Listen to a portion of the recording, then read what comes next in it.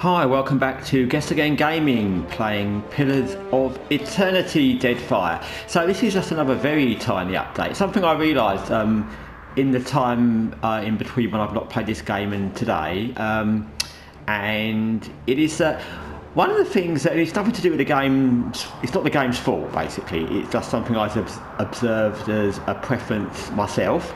I don't know how anybody else feels, and it would apply to Pathfinder Kingmaker and Pathfinder War of the Righteous as well. So one of the things that I've found over playing these games that I don't like compared to some other turn-based games that I've played is the way the combat is. Now I'm going to explain, it's quite a basic thing actually, but I'm going to explain it while I'm in combat.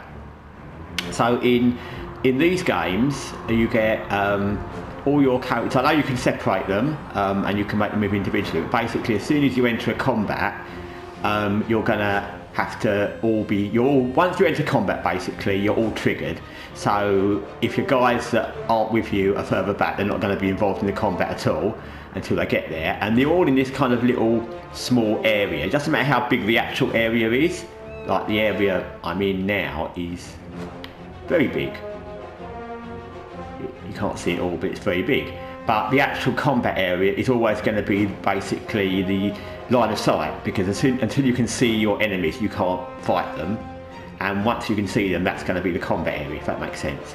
So I realised in playing these, and this I played quite a lot, and the Pathfinder games I played an awful lot, that I prefer the combat style of, say, XCOM 2, Phantom Doctrine is another very good example, where you have the turn base, you've got similar amounts, so you've got 6 in that, you've got 5 in this, you had 6 in Pathfinder, doesn't matter, people you've got in your group, but I prefer the system where, let's go with XCOM because most people know that better than Phantom Doctrine, where you have individuals that can go almost anywhere on a bigger map, and you can move them around very individually. So for example, if it was XCOM, you could actually have one person go all the way around off the map, over there somewhere, up there, around there. They could not even be involved in this combat. They could just go around there,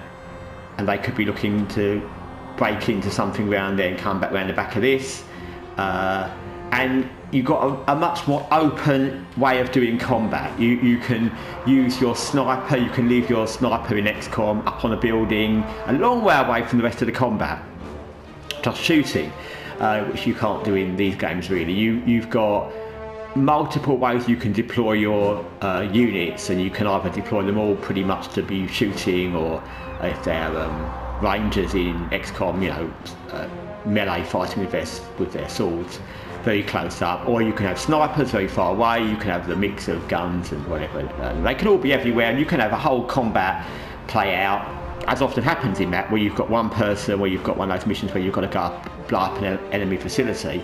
You've got one person go around to round the back, maybe using that Wraith suit, and they're not actually involved in that combat at all, and they're completely stealthing from the rest of the combat. Or in same with Phantom Doctrine, you may not know that game, but again, you often go to rescue people, or get some information, or kill someone, whatever. And again, same, you can have 1 or 2 or as many as you want people in your group not involved in the early combat. You can leave one person, actually sometimes doing that game, I remember it well, you can leave one person near where your escape zone is to cover the escape, or maybe 2, and you can leave the rest to go into combat. You can have one person go ahead, or 2 people go ahead to somewhere else, sometimes to different parts of the building. Sometimes it's a very, very widespread out that game. So you can have, one person go to one part of the building to look for documents, and one person go to another, and 4 go to the central building you can do what you want. And the thing that I like about those games against these games, and it's not a fault of the games, it's just the preferred style, is they're much more contained in the way the turn-based combat is. So as you can see there, I'm engaged in turn-based combat. Yes, the 2 enemies are up the stairs, but we're all in that little group, and it doesn't really matter whether they're melee or whether they're ranged or what kind of range. They're all going to be firing and shooting from a little box there. Yes, someone's going to run up the stairs there maybe at some point.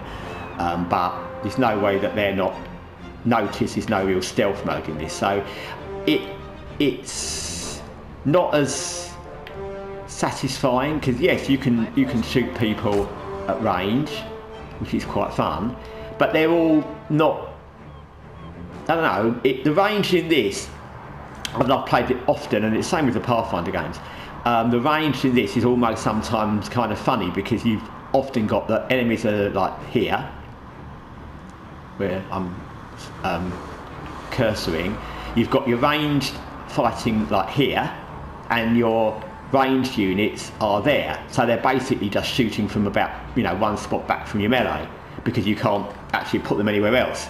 And although, yeah, I've been doing that combat in all these kind of games for a while, and it's okay, and I said it's not the game's fault, but I've realised that as a preference for how I'd like to play a turn-based combat, XCOM and Phantom Doctrine offer that much more varied approach. You've got all the things you've got in this. You've got stealth, you've got melee, you haven't really got stealth, so you've got melee, you've got ranged, you haven't got stealth, and you haven't got the options to just move different people to different areas of the game or different areas of the map, and you haven't got the option to really move anybody to very far away. Whereas in the games like XCOM, you've got the options to move people everywhere and leave people out of combat. People can be in stealth, you can have someone come in behind and do a stealth attack. There's no possibility of any stealth in this, because the minute someone there, once they're seen, they're all seen. So, I mean, I think there's invisibility potions, but again, once you're seen, you're seen.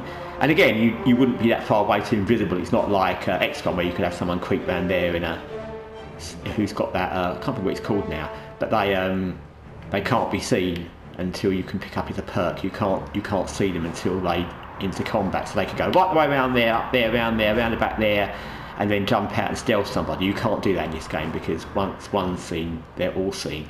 And yeah, like I said, I've realised, having kind of played this and the Pathfinder games a lot, that I just like that kind of more open area, more individual combat than this, where it's almost like, yeah, I'd call it group combat, because whatever you do, they're all in the same little box. Anyway, it's just a thought. Like I said, it's not a criticism of these games, it's just how I like to play turn-based games, and that's not to say I'm not going to continue playing this game, but it's just an observation it suddenly dawned on me.